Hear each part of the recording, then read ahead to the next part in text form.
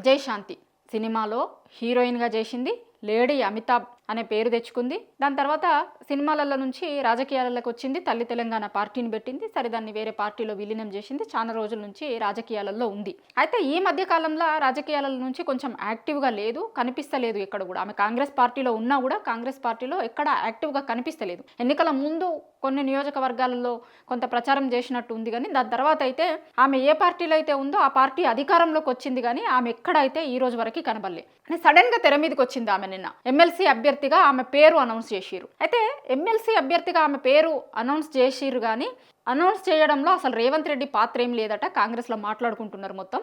ఆమె కూడా మొత్తం వ్యవహారంలో ఇప్పుడు ఆమెను అనౌన్స్ చేసిన తర్వాత రాష్ట్రంలో ఉన్న సీఎంని కట్టేసే కన్నా కూడా పోయి కలుస్తారు, విషెస్ చెప్తారు. లేకపోతే నాకు ఈ పదవి రావడానికి సహకరించిన మీకు ధన్యవాదాలను దేనికో హైకమాండ్ నిర్ణయం తీసుకున్నా కలుస్తారు. కానీ విజయశాంతి మాత్రం అనౌన్స్ అయిన రోజు ఎక్కడ కలవలే.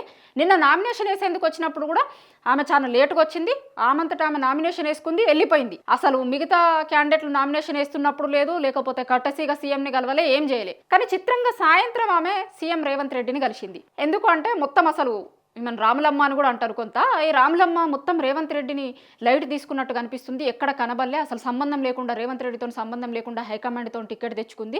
ఇక్కడ కూడా అసలు దేకుతలేదు అని కొంత ప్రచారం స్టార్ట్ అయిన తర్వాత ఆమెకు చెప్పి సీఎం పక్కన కొంతమంది లేదు ఇది నెగిటివ్ పోతుంది, కొంత మీరు సీఎంని కలవాలి అది ఇది అని చెప్పి నిన్న సాయంత్రం ఆమెని ఇంటికి పిలిపించుకున్నట్లు కొంతమంది కాంగ్రెస్ వాళ్ళు చెప్తున్నారు. ఆమె అయితే టోటల్ లైట్ తీసుకుంది సీఎం రేవంత్ రెడ్డిని. కానీ సాయంత్రానికి అందరూ చెప్పడంతో ఆమెతో పోయి కొంత కర్టసీగా రేవంత్ రెడ్డిని కలిసి బొకే ఇచ్చి వచ్చింది అని కాంగ్రెస్ పార్టీ నాయకులు మాట్లాడుకుంటున్నారు.